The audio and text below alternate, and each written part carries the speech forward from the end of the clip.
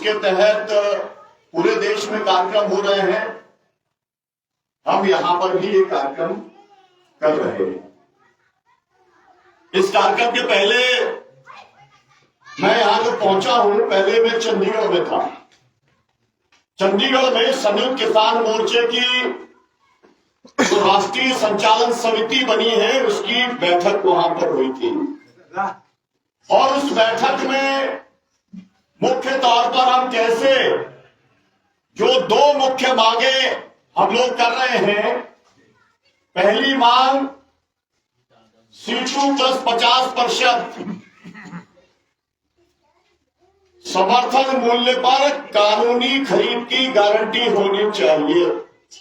मतलब लागत से 1.5 गुना, और उसमें जुड़ेगा आपकी पूंजी का ब्याज और आपकी जमीन का किराया, तब जाकर के होगा C2 प्लस 50%। तो एक तो हम लोग ये चाह रहे हैं।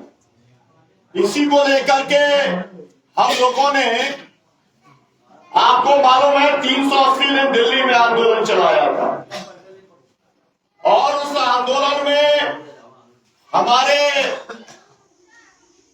750 किसान शहीद हुए।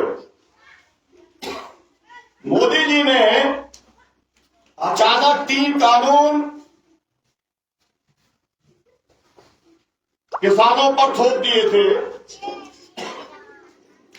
और वो कानूनों का मकसद एक ही था। वो मकसद था देश के किसानों की जमीन अडानी अंबानी को सौंपना। कैसे सौंपना? ऐसे तो अगर आप छीनोगे तो ये वो देश है जहां पर 1 इंच के ऊपर महाभारत हो गया, तो ऐसे तो छीन नहीं सकते। तो उन्होंने कहा कि आपको कंपनियों के साथ में समझौता करना है, और वो समझौता आप करोगे तो वो आपको साल का पैसा देंगे जो आपका तय हो जाए। इसको कहते हैं संविदा खेती, कॉन्ट्रैक्ट फार्मिंग। और इसके बाद में पूरी दुनिया में जैसा हुआ, पहले कंपनियों ने किसानों के साथ में कॉन्ट्रैक्ट किया, लेकिन बाद में किसान की जमीन को कब्जा कर लिया। ऐसा पूरे अमेरिका में हुआ, पूरे यूरोप में हुआ। तो ये जो कंपनियां थी, मतलब ये पूरे देश के अंदर अडानी अंबानी को अलग-अलग बात करके, और वो आके उनकी समझौते करते, घर पे आके समझौता करते आपके, है ना। किसी को 100 का 50,000, किसी को 25,000, किसी को 1 लाख, किसी को ऐसा नहीं होती। ऐसा जैसा आपका सौदा पड़ जाता, उनके जमीन, उनके जो दलाल होते हैं वो आ जाते, हो जाता है। और इसके बाद में वो एक जैसी खेती चालू करते हैं। एक पूरे जिले में सरसों, एक पूरे जिले में मक्का, एक पूरे जिले में सोयाबीन, एक पूरे जिले में धान। और मैं तो जिले की बात कर रहा हूं, और पूरे प्रदेश में करते है ना। उनका क्या लक्ष्य रहता? जमीन से अधिक उत्पादन निकालो, अधिक से अधिक मुनाफा कमाओ। आपको ये मालूम है, आप खेती किसानी करते हो, कि अगर अधिक से अधिक आप खाद डालोगे, आप अधिक से अधिक अगर आप कीटनाशक का इस्तेमाल करोगे, तो उसके बाद में आपकी जमीन तो मर जाएगी। 2-4 साल ऐसी खेती करते, 5 साल करते, और फिर कहते कि भैया हमारा आपका समझौता समाप्त, अब आपकी जमीन आपको वापस। और तब आपके लायक को कोई जमीन रहती नहीं। इस बीच में आपकी खेती किसानी की आदत भी छूट जाती, क्योंकि एक बार आप जमीन का जब समझौता कर लेते, तो अपने जमीन पर आप जा भी नहीं सकते। अगर जाना है तो फिर आपको अपनी जमीन पर मजदूर के तौर पे जाना पड़ता, और मजदूर तो मालिक तय करता है। आप अपने खेत के मालिक को आप तय करते हो कि किसे मजदूर में रखना। तो वो तय करता है कि आप भले ही आपकी जमीन है लेकिन आपको रखना नहीं रखना, मतलब ऐसी स्थिति बन जाती है। लेकिन देश के किसान संगठनों ने, संयुक्त किसान मोर्चे ने इस बात को समझा, सरकार से लड़ी, सरकार से आपकी जमीन को बचाने का काम किया। दूसरा क्या काम था? दूसरा काम उनका ये था कि ये जो सब छोटे मोटे आढ़तियां हैं, छोटे मोटे लोग है ना, गांव में आकर के ले जाते हैं, ये सब काम खत्म। एक कंपनी होगी, वो पूरा माल खरीदेगी आपका, उसके साइलो बनेंगे, सिवनी के अंदर लगे, मतलब वो साइलो की कीमत ऐसी है कि आपके 50 गांव का जितना उत्पादन है वो एक ही जगह पर हो जाएगा और वो कभी खराब नहीं होगा। उनकी इस तरीके की टेक्नोलॉजी है। मोदी जी जब 2014 में आए थे तो 13 राज्यों में अडानी को उन्होंने जमीन दे दी और उन्होंने साइलो बना लिए। अब बात यह है कि किसान का माल तो कहां जाता है? वो जाता है एफसीआई के अंदर, है ना, आपका गोदाम में जाता है माल। अब वो गोदाम तो भरे लेकिन अडानी का गोदाम खाली। तो अब क्या करना, ये कानून लेके आए थे कि डायरेक्ट खरीद जो है वो अडानी का साइलो ही करेगा, मतलब कि वो भी गोदाम जो थे वो भी बंद हो जाएंगे, सीधा सीधा ये काम होगा। और जब सरकार खरीदेगी ही नहीं तो फिर राशन भी क्या मिलेगा? तो राशन भी बंद हो जाएगा। और राशन बंद हो जाएगा लेकिन आपसे कहेंगे कि भाई ठीक है आपको पैसा दे देंगे, है ना, पैसा चाहिए ना भाई, पैसा हम आपको दे देंगे, डायरेक्ट बैंक के अंदर आ जाएगा।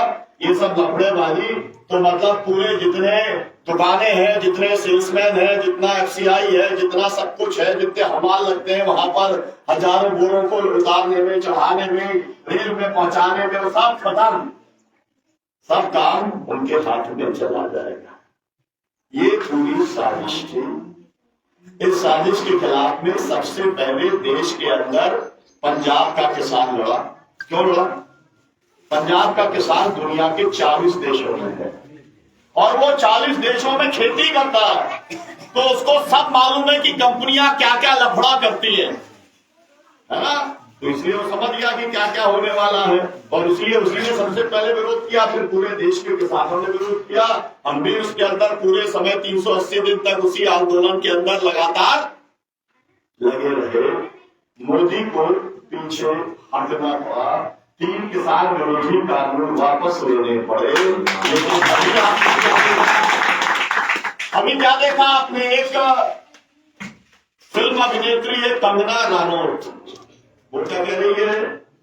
वो ये कह रही है कि जो किसान आंदोलन हुआ था वहां तो हत्याएं होती थी, वहां तो बलात्कार होते थे, वहां पर तो चीन और अमेरिका से पैसा आता था, उसकी एजेंटगिरी किसान संगठन कर रहे थे। समझिए, जो भी आदमी पूरे देश का लाखों आदमी वहां पर गया उस आंदोलन में, जिसने खाना खाया वो किसका खाया? गुरुद्वारे का खाना, गुरुद्वारे का लंगर खाया या नहीं खाया? हर आदमी ने गुरुद्वारे का लंगर खाया। और आप ये सोचिए, वो अमेरिका जो दुनिया का सबसे अमीर मुल्क है ना, उस मुल्क के अंदर भी कोरोना के अंदर ऐसी स्थिति आ गई कि खाना नहीं मिल रहा था, तो सरदारों ने, सिखों ने अपने गुरुद्वारे से खाना खिलाने का काम किया। जो काम वो यहाँ कर रहे थे वो काम उन्होंने वहां किया। उसकी तारीफ होनी चाहिए या नहीं होनी चाहिए?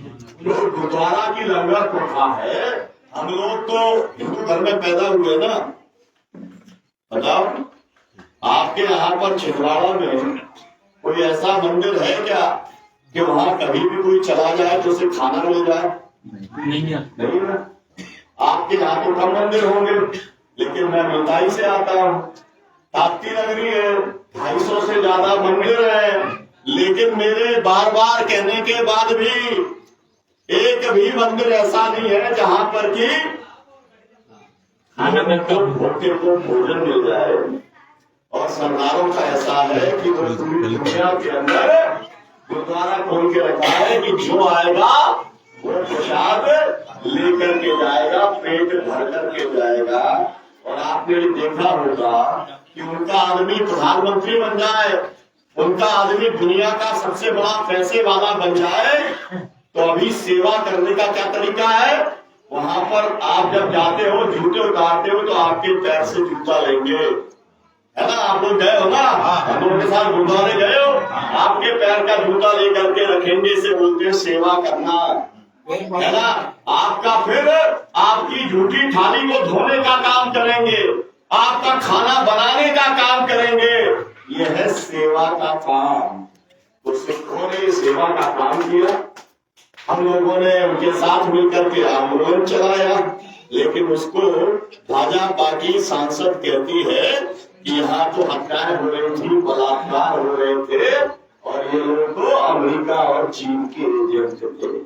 उसके खिलाफ में मैंने मानहानि का दावा किया है ना, नोटिस भेज दिया है FIR करके, और मैं उसको ग्वालियर के कोर्ट के अंदर में उसको बुलाऊंगा कि तूने कहा है तो अब तू साबित कर दे कि कहाँ पर हत्या हो रही थी, कहाँ बलात्कार हो रहा था और कौन से वो एजेंट।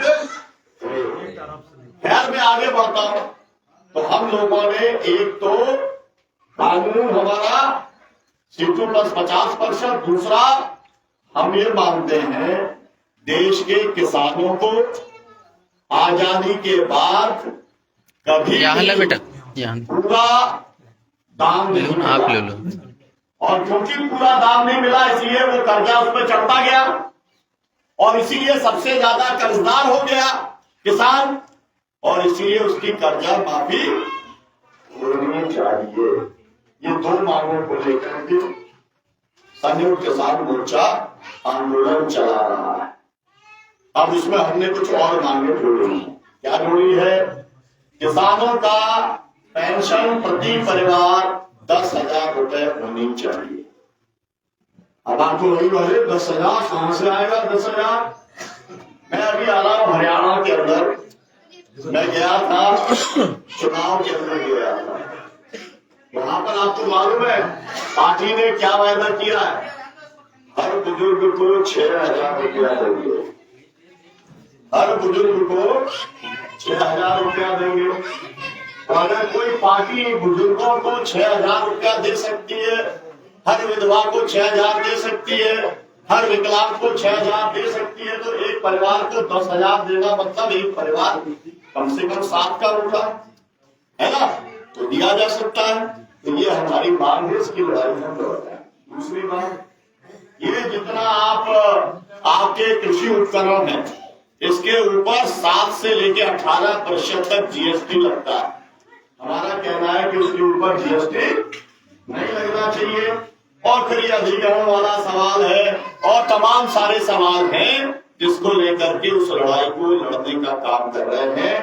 तो मैं उसकी मीटिंग में चंडीगढ़ गया, उसके बाद में मैं हरियाणा गया, क्योंकि हरियाणा के अंदर जो है चुनाव में संयुक्त किसान मोर्चे ने एक आह्वान कर रखा है, भाजपा को बेनकाब करो, भाजपा का विरोध करो, भाजपा को दंडित करो। इसलिए ये सब काम भाजपा ही कर रही है, क्योंकि मोदी भाजपा के हैं। अगर मोदी की जगह पर कांग्रेस की सरकार होती तो हम कांग्रेस के लिए भी करते, अगर वो हमारे साथ ऐसे ही करती। हमारा मामला पार्टीबाजी का नहीं है, हमारा मामला किसानों के साथ में आपको न्याय करना पड़ेगा। हमारी किसानों की लड़ाई है, हमारी पार्टीबाजी की लड़ाई नहीं है। ये बात एकदम साफ तौर पर है। उसके बाद में मैं वहां से गया मुंबई में, मेरा कार्यक्रम वहां पर सतपाल मलिक जी के साथ था। सतपाल मलिक जी जम्मू कश्मीर के उपराज्यपाल रहे, और उन्होंने क्या आरोप लगाया मालूम है आपको? पुलवामा हुआ, मतलब पिछले चुनाव के ठीक पहले 40 हमारे जवान शहीद हो गए। अब वो ये कह रहे हैं कि जब वो शहीद हुए तो क्यों शहीद हो गए? क्योंकि मैं बार बार कह रहा था कि इन जवानों को वहां से ले जाने के लिए हेलीकॉप्टर चाहिए, लेकिन सरकार ने हेलीकॉप्टर नहीं दिए, तो वो जमीन के रास्ते गए और फिर वहां से आकर के जो पूरी की पूरी बारूद आई, उनका कहना है कि बारूद आ ही नहीं सकती। इसका मतलब यह है कि वोट हासिल करने के लिए मोदी सरकार ने पुलवामा में 440 शहीदों को, सैनिकों को मरवा दिया। ये मैं नहीं कह रहा, ये वही कह रहे हैं, सतपाल मलिक कह रहे हैं। उनकी पार्टी के आदमी थे, उनकी पार्टी की तरफ से ही वो कई जगह पर, बिहार में भी रहे, मेघालय में भी रहे, गोवा में भी रहे, वो सब जगह पर उनकी तरफ से भाजपा के वो नेता थे और वो उन्हीं के आदमी हैं, वही ये बात कह रहे हैं। तो ये बात महाराष्ट्र के लोगों को बताने के लिए वो गए थे, मैं भी गया था, फिर पूना के अंदर भी मैं गया था उनके साथ में। और पूना की मीटिंग में एक और बात थी, वो बात ये थी कि जब चुनाव होता है तो ईवीएम के अंदर घोटाला होता है। हमारे वहां चुनाव जब हुआ तो कुछ समय के लिए मशीन बंद हो गई, है ना, हुई थी या नहीं हुई थी, पता चला। तो मशीन बंद हो गई, तो अब मशीन बंद हो गई तो फिर बदली गई तो मतलब घोटाला हो गया। और ये घोटाला एक जगह नहीं हुआ, लोकसभा के चुनावों में 79 जगह ऐसी है जहां पर जितना वोट पड़ा और जितना वोट निकला उसमें हजारों का अंतर है। और इसमें भी हमारी याचिका न्यायालय में, कोर्ट में लगी है कि भाई ये अंतर कैसे आ गया। भाई अगर उसमें तो गिनती होती है ना, तो हमने डाले कुछ, मतलब डाला आम और निकली इमली, ये कैसे हो गया, है ना। बताओ, चुनाव आयोग बताओ, सरकार बताओ। तो वो भी एक केस अभी चालू है हमारा, मतलब हमारे साथियों का, मेरा व्यक्तिगत नहीं, एक अंगना वाला मेरा व्यक्तिगत है, लेकिन वो वाला जो है वो हमारे साथियों का केस है। तो खैर वहां के बाद में मैं गया, कटक गया, वहां पर एक कार्यक्रम था, यूसुफ मेहर अली, मुंबई का नाम तो आपने सुना है, बंबई का, है ना, फिल्में तो सब बंबई वाली देखते हैं, ठीक है। वहां आप लोग शिविर में भी गए थे, तो वो बंबई के अंदर वो मेयर थे और उन्हीं के आयोजन में 1942 का भारत छोड़ो आंदोलन हुआ था, वही उसके आयोजक थे। वो नारा उन्हीं ने दिया था जिसे गांधी जी ने बोलने का काम किया था। तो वो भी एक कार्यक्रम था, उनकी जन्म तिथि का कार्यक्रम था, उसके लिए मैं उड़ीसा गया था, भुवनेश्वर में वहां पर गया था। और फिर उसके बाद मैं कलकत्ता गया और वहां पर और कटक में 2 कार्यक्रम थे। इस समय एक देश है जिस देश का नाम है फिलिस्तीन, उस देश के ऊपर इजराइल ने हमला करके, उस देश की कुल आबादी है 23 लाख, कितनी, उसमें से 2 लाख आदमी मार दिए बम पटक करके। और उनका देश में से एक भी बिल्डिंग नहीं बची है, सब बिल्डिंगों के ऊपर बमबारी कर दी, सब स्कूल बर्बाद कर दिए, सब अस्पताल बर्बाद कर दिए। और जैसा आपका पुनर्वास केंद्र है, ऐसे बहुत सारे संयुक्त राष्ट्र संघ जो बनाता है पुनर्वास केस, उसमें भी बमबारी कर दी। मतलब 23 लाख लोगों को भूखा रख करके, बिना पानी के, बिना शौचालय के मारने का काम चल रहा है। उसका विरोध होना चाहिए, नहीं होना चाहिए, उसका भी विरोध हम करने के लिए कटक में गए और कलकत्ता के अंदर उसका भी कार्यक्रम हमने किया। उसका एक बैनर हमारे पास है, वो आपको दिखाने का काम करेंगे इस कार्यक्रम के खत्म होने के बाद, ताकि आपको पता चल सके भाई मेरे गांव का आदमी मारा जाएगा तो मैं बहुत दुखी रहूंगा, है ना।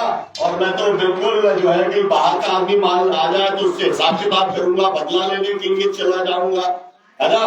क्या किया था भगत सिंह जी ने? भगत सिंह जी ने लाला लाजपत राय के ऊपर जो लाठी चलाई गई और उनको मारा गया, उसी का बदला लेने के लिए वो निकले थे। जो जलियांवाला बाग कांड हुआ, उसी का बदला लेने निकले थे। मेरा मतलब है कि अपना आदमी मरेगा तो अपन बदला लेने निकल जाएंगे, और दूसरा 2 लाख आदमी मरेंगे, अपने को क्या मतलब है भाई? वो भी इंसान है ना, उसको जीने का भी हक है ना, ऐसा पूरा हक हमारे को ही है। और वो जो है चाहे जो जिसपे बमबारी करे और मार डाले, जहां गलत हो रहा है हम उसका विरोध करने का काम करेंगे। ये सब बातें मैंने आपको इसलिए बताने का काम किया ताकि बहुत सारे लोग ये फोन करके पूछते डॉक्टर साहब कहाँ हो, तो हम कहां से पिछले एक हफ्ते का मैंने अभी आपको ब्यौरा दिया। मैं आगे के हफ्ते का भी दे सकता हूं, लेकिन उसके लिए ये मीटिंग नहीं है। लेकिन आपको ये जरूर मालूम होना चाहिए कि डॉक्टर सुनीलम हर समय काम में ही रहता है। कल रात को, कल दोपहर में 1 बजे ट्रेन से बैठा था और अभी भी यहाँ पर ही बैठा हुआ हूँ, है ना। अभी गाड़ी चल ही रही है और यहाँ से भोपाल गाड़ी चली जाएगी, ठीक है। तो अपने काम के अंदर लगे हुए सभी लोग अपने अपने काम के अंदर लगे हुए हैं। तो ये मैंने आपको बताया कि आज हम जो शहीद भगत सिंह की जयंती के अवसर पर ये कारपोरेट विरोधी दिवस मना रहे हैं, वो क्यों मना रहे हैं, इसकी मैंने आपको पृष्ठभूमि बताने का काम किया। ये कॉर्पोरेट कितना कमा रहा है इसको समझे आप। यहां पर सबसे कम अगर कोई कमाता होगा तो कोई मजदूर होगा, इसको मिलता होगा भाई पूरे महीने में काम तो मिलता नहीं है मजदूर को, है ना। सरकार कहती जरूर है कि हमने रोजगार गारंटी योजना लागू की है, लेकिन 100 दिन में से 32 दिन का काम भी औसतन देश में नहीं मिल पा रहा। ये भारत सरकार का आंकड़ा है, ठीक है। और अगर मिल भी जाए तो 270 रुपये मिलता है ना। और आपको मालूम है ये जो अडानी है, जिसका ये पावर प्लांट, जिसके योद्धा ये बैठे हुए हैं, जिनका 2 बार जिला बदल करवाया उसने, है ना, जेल से बाहर करा दिया। आप सोचिए ना, मतलब बाप का राज है ना। कानून तो है नहीं कि भाई आप अगर मान लीजिए मेरी जमीन जा रही है तो अगर मैं बोल दिया तो मुझे आप गांव से निकाल देंगे, जिले से निकाल देंगे। ये कौन सा कानून है? ऐसा कानून तो दुनिया में कहीं पर बना नहीं है, लेकिन वो कानून छिंदवाड़ा में लागू है। यहाँ के विधायक और सांसद उस कानून के साथ है और इसलिए इनके जैसे लोग जो है वो जिला बदल, और ये भी अभी जेल हो गया है। हाँ जीवा भैया बलराम भाई भी जेल में हो गया है ना। तो मेरा कहने का मतलब ये है, इनकी आमदनी एक दिन की है अडानी की 1600 करोड़ रुपया, समझा। 1600 करोड़। आपकी आमदनी 1600 रुपए भी नहीं है। पहले 1600 आएगा, फिर आएगा 16,000 आएगा, फिर 16 लाख आएगा, फिर 16 करोड़ आएगा। मेरा कहने का मतलब ये है, आपका पूरा गांव मिला करके, आपके आसपास के 10 गांव मिला करके, आपके गांव के यहाँ का कुल मिला करके पूरे छिंदवाड़ा के लोगों की भी एक दिन की कमाई 1600 करोड़ रुपए नहीं होगी। बताओ, 16 रुपए नहीं है। आप सोचिए, 250 रुपए तो किसान कमा रहा है दिन भर। हाँ, तो अब आप समझिए। तो मेरा कहने का मतलब यह है कि क्यों खड़े हम यहाँ पर, क्यों हम मना रहे हैं कॉर्पोरेट विरोधी दिवस, क्यों हम याद कर रहे हैं जो है शहीद भगत सिंह को। हम इसलिए याद कर रहे हैं कि 23 साल की उम्र थी। 23 साल की उम्र का कोई आदमी फांसी चढ़ता है क्या? अरे 23 साल का आदमी मौज करता है। 23 साल का आदमी इस समय देश के अंदर कौन कौन सी फिल्में देखता है? वो जवान लोग बैठे हैं, वो ज्यादा बता पाएंगे कौन सी फिल्में देखते हैं, है ना।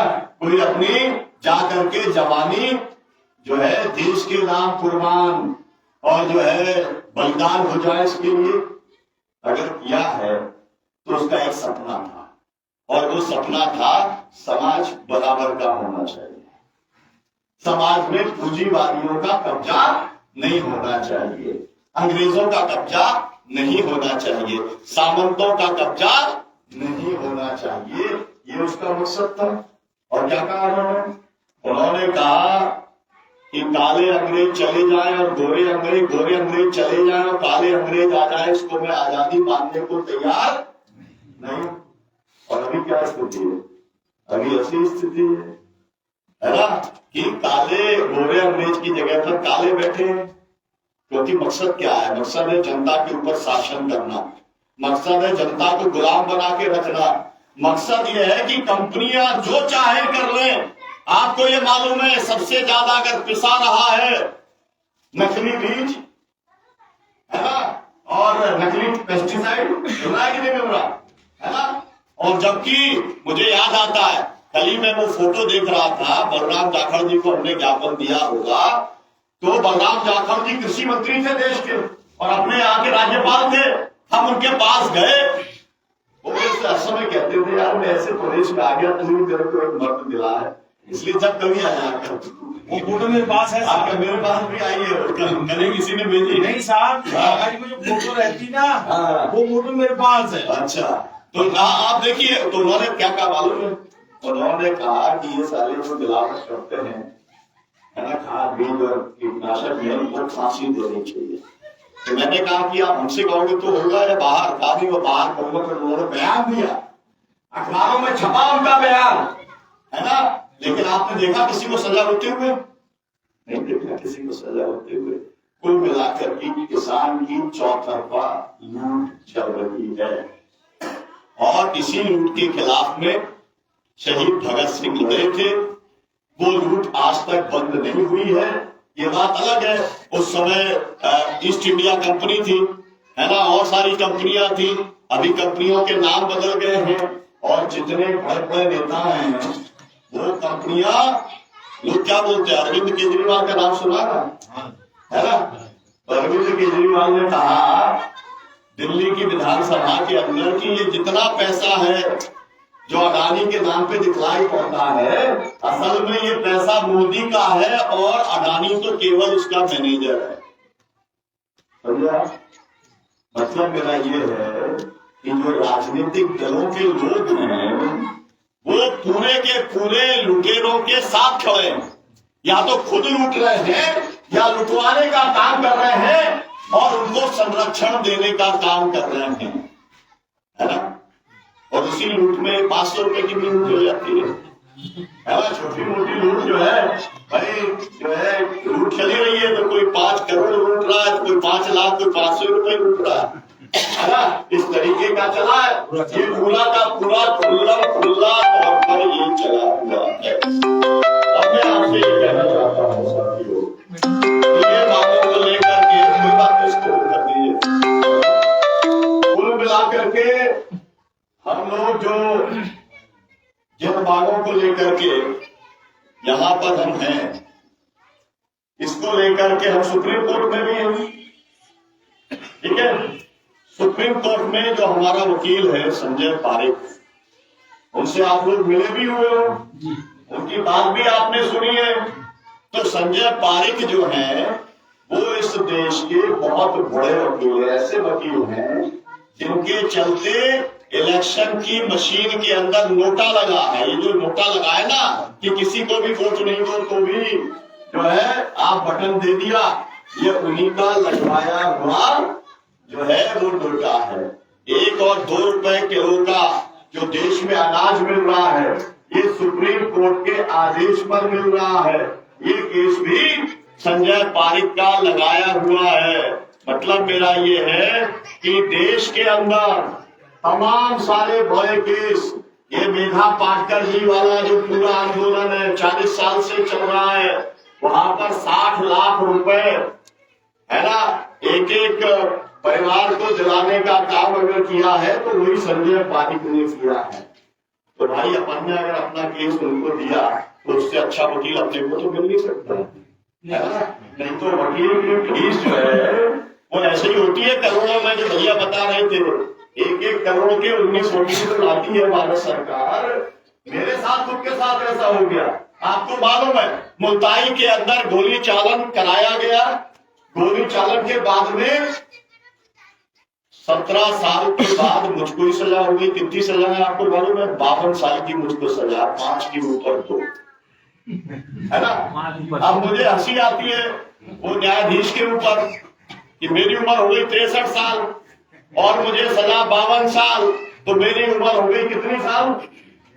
125 हो गई।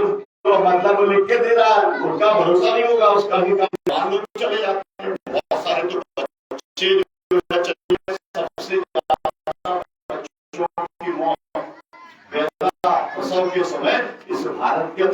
होती है। इसी भारत के अंदर सबसे ज्यादा बच्चे कुपोषण से मर जाते हैं। इसी देश में 70 से 80% महिलाएं, जिसमें आपके हमारे परिवार की महिलाएं होंगी, वो सब एनीमिक है, जिनके अंदर खून की कमी है ना।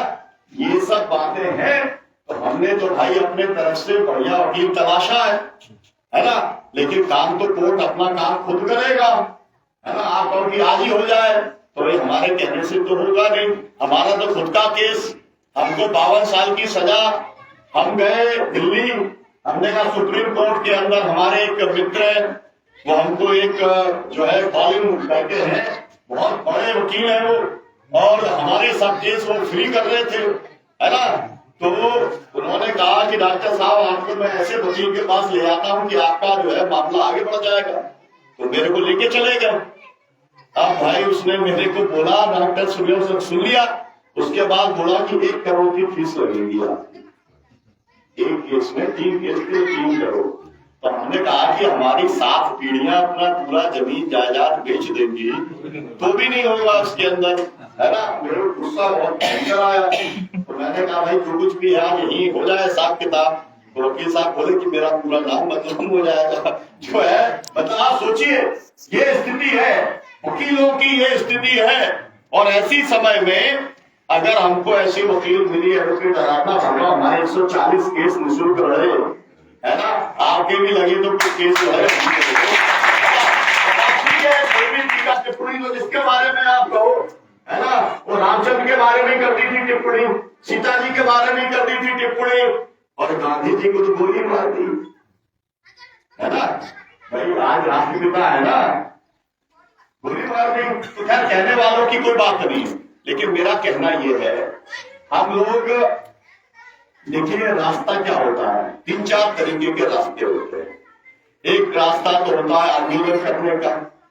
अब मेरे दिमाग में हर समय आता है, जब ये मेरे से कह रहे थे जो है बलराम पटेल साहब कि हमारे गांव के अंदर पंचायत का जो पैसा है वो भी नहीं आ रहा, पंचायत की सुविधाएं भी नहीं आ रही, ये भी नहीं वो भी नहीं, तो मेरे तो दिमाग में एक ही बात थी कि मैं कह दूं कि भाई अगर आप इतने चिंतित हो तो जितने गांव को फैसिलिटी नहीं मिल रही वो सब एक बार चले चलो, और एक बार कह दो कि भाई हम जो है जिलाधीश का हम घेराव करके बैठेंगे और तभी लौटेंगे जब हमारे को राजस्व ग्राम घोषित हो जाएगा, हमको जो दूसरे गांव की सुविधाएं वो हमको मिलने लगेंगी। फिर मैं देखता हूं कि कैसे काम नहीं होता, मैं भी बैठूंगा आपके साथ। लेकिन दिक्कत ये है कि हम लोग करना नहीं चाहते, है ना। हम लोग उस रास्ते पे जाने को तैयार नहीं है। तो भाई जितना डालोगे उतनी ही मीठा होगा। आप मुझे बताओ, क्या छुटपुट कुछ करते रहते हो, तो भाई छुटपुट कुछ निकलता रहता है ना। अगर अपन देखे जिस दिन शुरू किया था, है ना, मुझे याद है आप लोगों का सबसे पहले आंदोलन का जब शुरू हुआ था उस समय कितने रुपए एकड़ मिल रहा था, आप मेरे को बताओ। सबसे पहले जो जमीनें गई थी, है ना, 13,000 मिल रहा था, और आखिरी में कितना मिला, 5.5 मिला। 13,000 से 5.5 लाख पर आप पहुंचे अपनी जद्दोजहद से, आप अपने संघर्ष से पहुंचे, है ना। हम लोगों ने साथ दिया, हम आपके साथ खड़े रहे, इतनी ही बात है ना। और ये बैठे हुए हैं, है ना, ठीक है, ये बैठे हैं साथ में, ये इस बात के गवाह हैं। सरकार ने जमीन इनकी पहले ले ली थी, सरकार ने वो जमीन अडानी को बेच दी 13 लाख रुपए में, ठीक है। ये हमारे पास में आए, पूछिए, इन्होंने कहा कि डॉक्टर साहब ऐसा बात है, हम चाहते हैं कि आप इसमें आंदोलन करो। भाई जमीन आपकी सरकार ले चुकी और उसने किसी और को बेच दी, है ना। अब कायदे से तो क्या हो सकता है इसमें, लेकिन हमने कहा कि हो सकता है ना, क्योंकि हमको ये मालूम था कि सरकार के पास में जमीन बेचने का अधिकार नहीं है। सरकार किसी एक काम के लिए जमीन ले सकती है और वही काम करना पड़ेगा, लेकिन वो बेच नहीं सकती। ये पेच हमको मालूम है, अभी तो बहुत सारे लोग तो सबको ही मालूम हो गया है आजकल ये पेच, लेकिन तब हमको मालूम था। इनके यहाँ पर गए, एक आंदोलन चालू किया, उसी आंदोलन में रातों रात 1-1 लाख रुपया कितने घरों में बढ़ गया है ना। इससे ज्यादा आप क्या लोगे? जो जमीन आपकी जा चुकी, जो जमीन आपकी है ही नहीं, उसको आपको आंदोलन से आपको 1-1 लाख रुपया 1-1 एकड़ का वो भी मिल गया। और फिर भी अगर आपका विश्वास आंदोलन के ऊपर नहीं जमा, मतलब डॉक्टर सोलन को 52 साल की सजा हो गई तो भी नहीं जमा, हमला हो गया है ना, दोनों हाथ टूटे, 16 टाके आए, एडवोकेट आराधना भार्गव के, हमको आपने सब देखा, सब आपके सामने आपके हुआ, फिर भी भरोसा नहीं। 1-1 लाख रुपए एकड़ मिल गया, फिर भी भरोसा नहीं। 13,000 रुपए से लेके 5.5 लाख रुपए तक चले गए, फिर भी भरोसा नहीं। फिर भी कोई आदमी आता है और 500-500 रुपए लूट करके चला जाता है, उन पे भरोसा होता है भाई। अब आपको अगर ठगों के ऊपर ही भरोसा है ना, तो हम तो भाई ठगी करने के लिए पैदा हुए नहीं है ना। हम पूरी दुनिया में 60 देशों से ज्यादा देशों में घूमने वाले व्यक्ति हैं, हमने बहुत पढ़ाई की है। हम अगर कमाई के ऊपर आते तो हम बहुत ज्यादा कमाई कर सकते थे। जब हम ऑस्ट्रेलिया में थे तो $7,000 उस समय हम ऑस्ट्रेलिया में कमा रहे थे। सन 85 की बात है, तो आप समझ सकते हैं कि इस समय हम कितने लाख के आदमी होते अगर हम नौकरी करते तो। हमने किसी के ऊपर एहसान नहीं किया, लेकिन एक समझ की बात है ना। समझ थी भगत सिंह की तो वो भी काम कर सकते थे, उनके पास तो पहुंचे थे, उनके रिश्तेदार पहुंचे और उनसे कहा कि अंग्रेजों का ये कहना है कि आप माफी मांग लो या केवल आप इतना कह दो कि आप दोबारा कुछ नहीं करोगे तो हम आपको छोड़ देते हैं। तो जब उनके परिवार के लोगों ने भगत सिंह से कहा तो उन्होंने कहा कि मतलब मुझे बहुत शर्मिंदगी है कि मैं आपके परिवार का हूं और आप मुझसे इस तरीके की बात आप कर रहे हो। और उन्होंने कहा कि मैं अपनी जान बचा करके वो इस देश के लिए नहीं कर पाऊंगा जो मैं अपनी जान दे करके करूंगा। और आज ये बात सच हो रही है। भगत सिंह को, 23 साल के भगत सिंह को इस देश का जितना नौजवान किसी नेता को नहीं मानता होगा, सब नेताओं को कहता होगा चोर है, दलाल है, ज्यादा पैसे कमाते हैं, इन्हें कोई मतलब नहीं है, लेकिन वो भी भगत सिंह को मानता होगा। क्रांतिकारी है वो भी मानेगा, साधारण आदमी है वो भी मानेगा। क्यों? उस व्यक्ति का कुर्बानी की कदर आज पूरा देश करता है। तो ये समाज में कुर्बानी की कदर होती है। ये जो बड़े बड़े पैसे वाले हैं ना, राजे रजवाड़ों की कहीं पर मूर्तियां नहीं लगी, मूर्ति लगी है गांधी की, मूर्ति लगी है भगत सिंह की, मूर्ति लगी है बाबा साहब अम्बेडकर की। इनमें से कोई लखपति नहीं, कोई करोड़पति नहीं है कि नहीं है। तो ये समाज जो है वो मान सम्मान इज्जत देने का काम करता है। हमारा कोई लालच नहीं है कि आप हमारी भी मूर्तियां लगवा दोगे, ऐसा कोई हमारा विचार नहीं है। लेकिन हमारा एक जीवन जीने का तरीका है और वो तरीका ये है कि हम जो कुछ कर सकते हैं, हमारे पास अगर कोई आया है और उसके लिए अगर हम कुछ कर सकते हैं तो हमको करना ही चाहिए। और ये हम हर व्यक्ति से कहते हैं, जो भी मेरी आवाज को, बात को सुन रहा हो, मैं उन सबसे कहना चाहता हूं कि आपको मदद करने वाले कितने कहां पर कब आ जाते हैं ये आपने अपनी जिंदगी में खुद देखा होगा। हमने तो 50 बार देखा, गाड़ी खराब हो गई, कोई बिना जाने पहचाने वाला आया और जो है वो हमको बैठा करके ले गया, स्टेशन से गाड़ी छूट रही थी, आ गया। हमने कई बार देखा कि भैया गलत गाड़ी में बैठ गए, है ना, वो सब एक साथ लगी रहती है ना, और वो बैठ गए गाड़ी में, फिर उसके बाद में भी किसी ने मदद कर दी। हमने ये भी देखा कि हमको जब सजा हो गई थी और पेशी के अंदर लेकर के आते थे भोपाल जेल से मुल्ताई जेल, तो कोई भी जो सजा वाला होता है उसको एसी में नहीं ले जा सकते, है ना, उसको जनरल में ही ले जाना पड़ता है, एक बना हुआ है ना। लेकिन वो पुलिस वाले अपनी नौकरी की चिंता किए बगैर रेलवे वाले बिना रिजर्वेशन की चिंता किए बगैर कि डॉक्टर सुनीलम आ गया तो 6 लोगों को एसी में लेके गए और लेके आने का काम किया। मैं उन्हें जानता भी नहीं हूँ, है ना, लेकिन लोग कद्र करते हैं, आपके काम की कद्र करते हैं। ये बात है, आपका पैसा यही रह जाता है, जो कुछ छूट जाता है वो समाज के लिए जो योगदान आपने किया है केवल वही छूट जाता है। मैं आपसे ये कहना चाहता हूँ, कोर्ट का जो कुछ होगा वो तो सुप्रीम कोर्ट में होगा, उसके बारे में तो आपको जानकारी आपको संजय पारिक जी से मिलेगी, एडवोकेट आराधना भाटिया जी से वो पूरी की पूरी जानकारी मिलेगी। लेकिन मूल प्रश्न क्या है?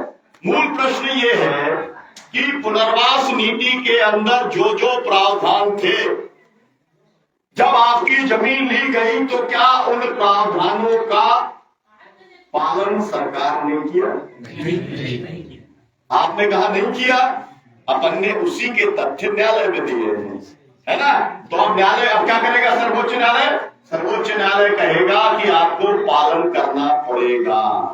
ये बात उनको मालूम है, इसीलिए सड़कें बन रही है, इसीलिए सामुदायिक भवन बन रहा है, इसीलिए जो जो कुछ बन रहा है ये सब पहले हो जाना चाहिए था, लेकिन अब इसलिए हो रहा है कि कागज में तो दिखाना है ना भाई। आपको सामुदायिक भवन की फोटो दिखानी है, आपको सड़कों की फोटो दिखानी है, आपको कुएं दिखाने, सब कुछ दिखाना तो पड़ेगा ना। आखिरी में सर्वोच्च न्यायालय को संतुष्ट तो करना पड़ेगा कि भैया इस कागज में जो जो लिखा हुआ था पुनर्वास नीति में वो हमने सब कुछ पालन करने का काम किया। ठीक है, ये है केस। अब इसमें जितना निकल जाए, है ना, इसमें जितना अधिक निकल जाए अपना वकील को कोशिश करेगा, और आपने जितने तगड़े तथ्य दिए होंगे उससे उतना ज्यादा निकलेगा। और कितने तथ्य आपने दिए ये तो मेरे को जानकारी नहीं है, लेकिन दिए ही होंगे आपने, जो जो वकील साहब ने मांगे होंगे, संजय पारिक साहब ने, या उनसे जो सर्वोच्च न्यायालय ने मांगा होगा वो सब उन्होंने आपको बताया होगा, आपने वो सब देने का काम किया होगा। मुझे ऐसा लगता है कि हम लोग अगर संघर्ष के लिए तैयार हैं, हम लोग कानूनी लड़ाई लड़ने के लिए तैयार हैं, तो मैं तो इस किसी ऐसे किसान संगठन को जानता नहीं हूँ, कम से कम छिंदवाड़ा में, कम से कम मुल्ताई में, कम से कम आसपास के जिलों में, कि वो संगठन इस तरीके का काम करने के लिए तैयार हो, अपनी जान लगा करके, अपना संघर्ष करके और अपनी कानूनी लड़ाई के लिए वो तैयार हो। मेरी जानकारी में तो नहीं है। अगर आपकी जानकारी में है कि कोई बेहतर किसान संगठन है तो मैं तो सबसे कहता हूं कि उसके साथ जुड़ जाना चाहिए, अपना काम होना चाहिए, है ना। अगर कोई बढ़िया आदमी मिल रहा है ना, लेकिन मुझे, मैं तो जानता हूँ, मैं तो यही काम कर रहा हूँ, तो मुझे तो मालूम है कि कौन है, कहाँ है, क्या कर रहा है।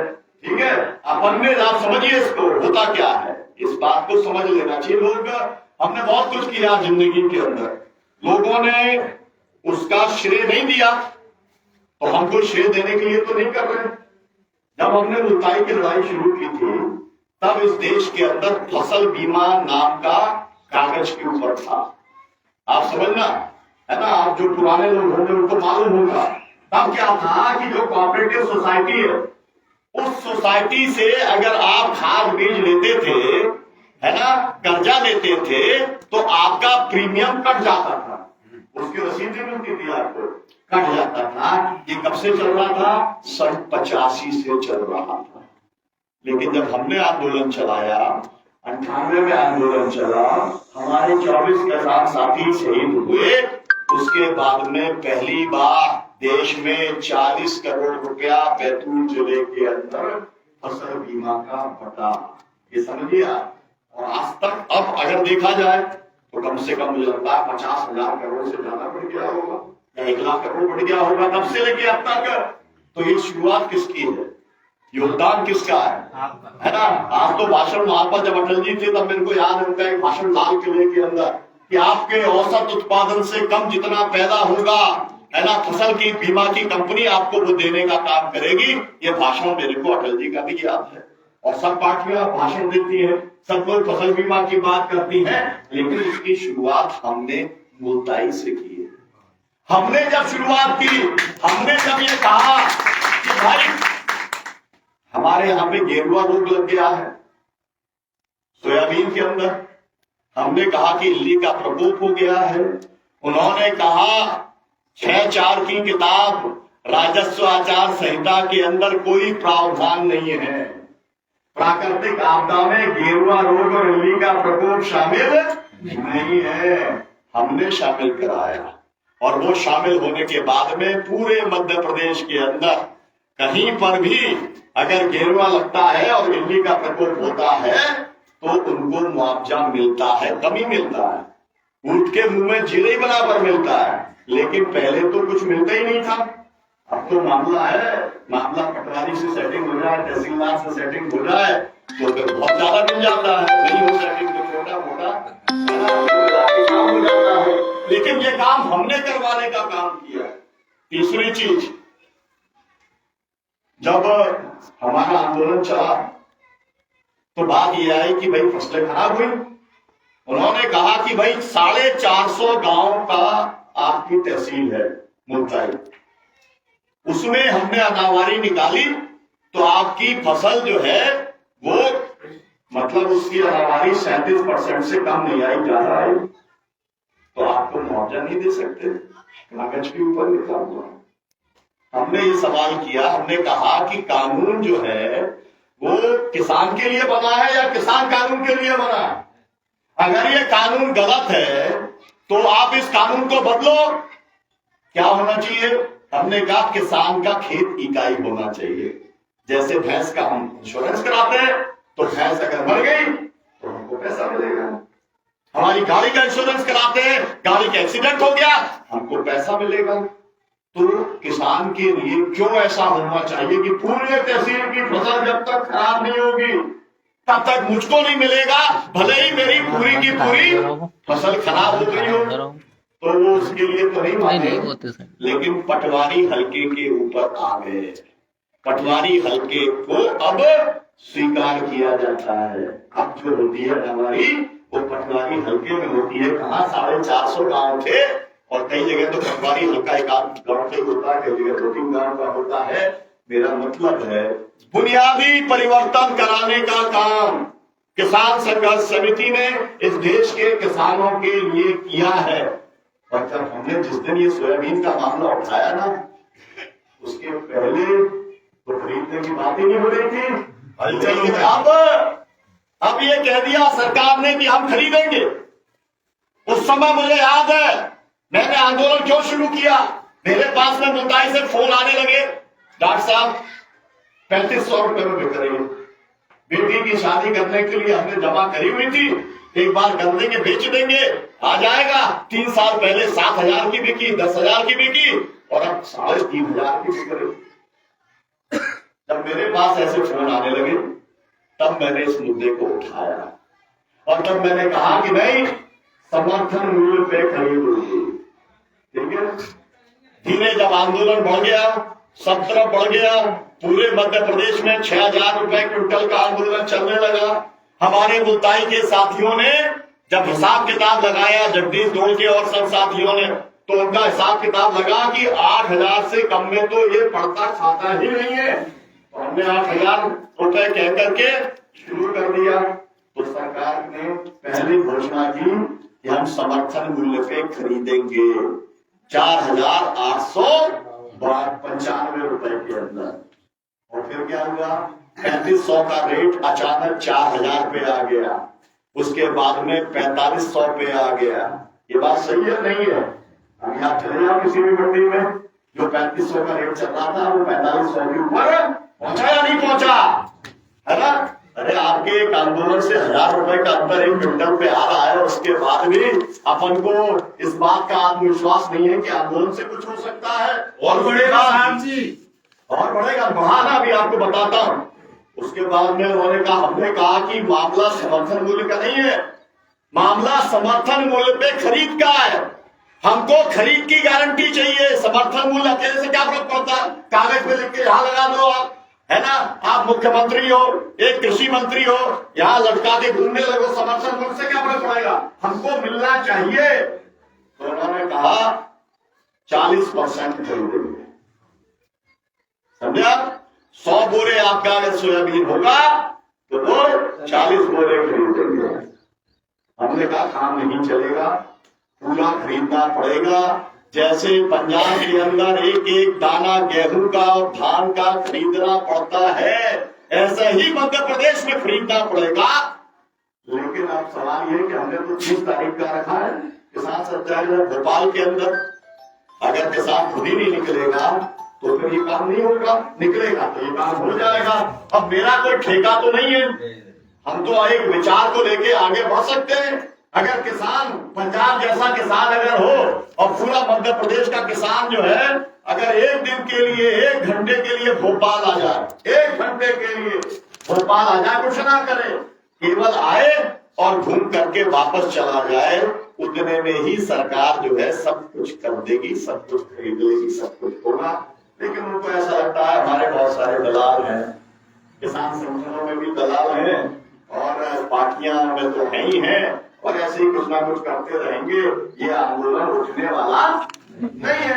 हम खुद ही कुछ हो, हम जितना कर सकते थे, जहां कर सकते थे हमने किया है। हम आपसे यह अनुरोध करना चाहते हैं कि आप 30 तारीख को भोपाल के अंदर पहुंचो, नीलम पार्क के अंदर अपन जाएंगे, वहां पर अपन ने समय दिया 10 से 4 बजे, वापस आपको फिर कंचोली से वापस आपको आना है ना।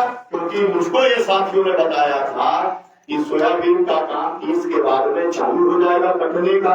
हालांकि अब मुझे पता चल रहा है कि कई जगह तो अभी से कटनी शुरू हुई है ना।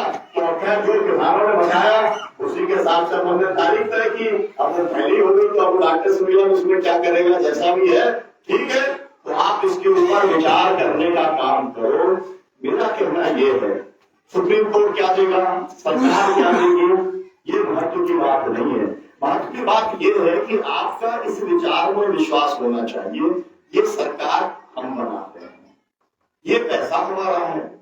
ये जो 45 लाख करोड़ का बजट है इस देश का, वो इस देश के जो आप जीएसटी देते हो, जो आप टैक्स देते हो, ये उसका पैसा है। ये किसी नेता का, किसी पार्टी का, किसी प्रधानमंत्री का पैसा नहीं है। जब मेरा पैसा है तो मेरा हिस्सा मुझे मिलना चाहिए, नहीं मिलना चाहिए, ये लड़ाई है। अभी कितना मिल रहा मालूम है आपको? अगर 100 में से 65 किसान मानो, 55 मानो, उनको 3% मिल रहा है।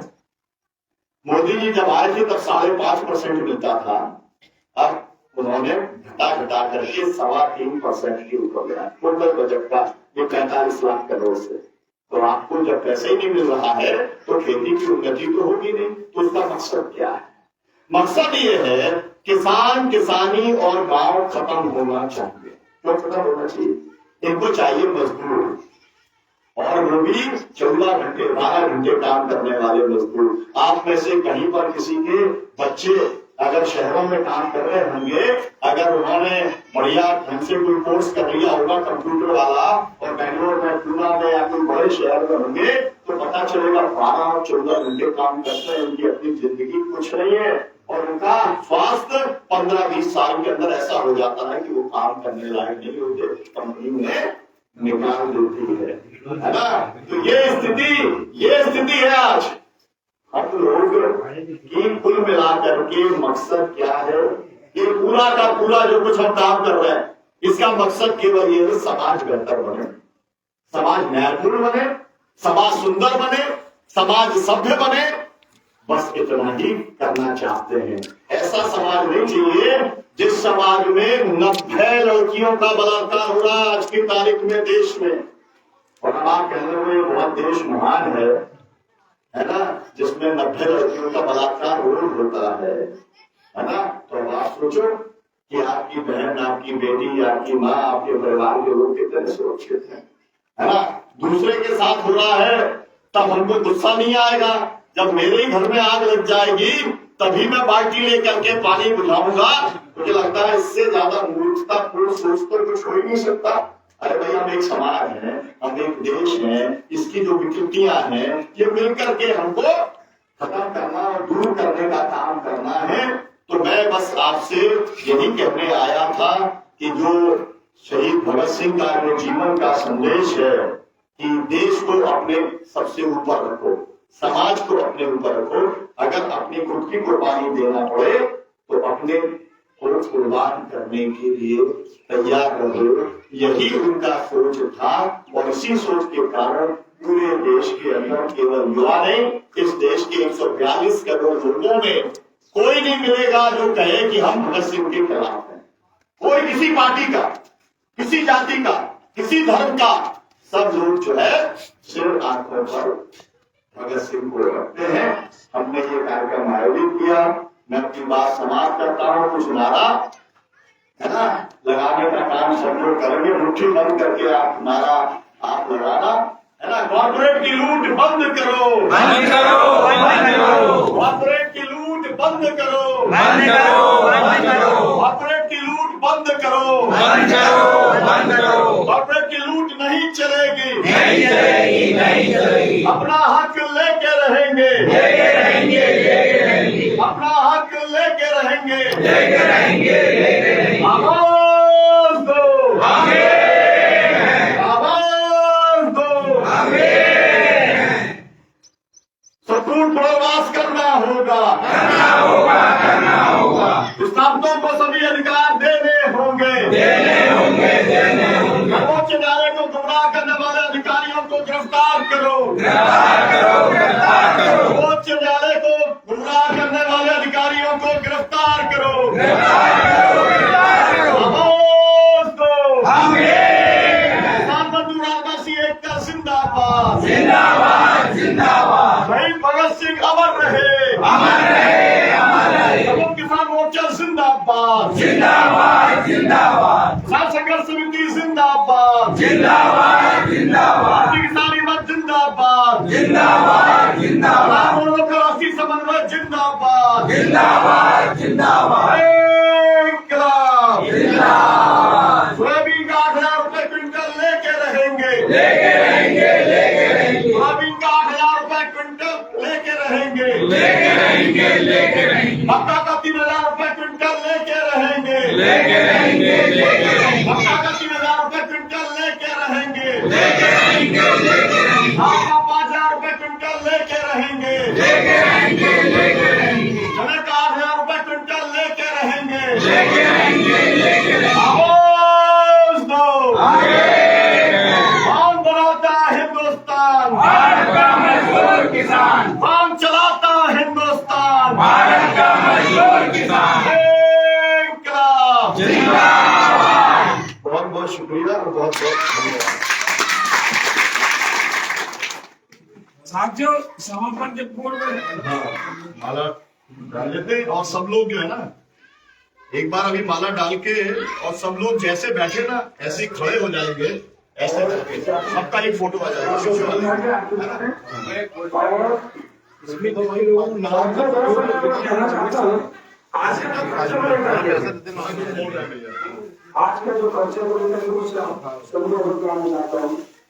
विशेष तो भोला जी है और साउथी है, उसमें आपने कुछ अब इस तरह संकेत दिया था मुझे, तो कुछ सर्विस कुछ कहना है कि फिर आप उसमें से आपके पास जो व्यवस्था होगी जब बने ऐसा कुछ 1,000 रुपये खर्चा है, वो बात ज़्यादा नहीं है, क्योंकि हम लोग सब 50,000 जो राशि अपने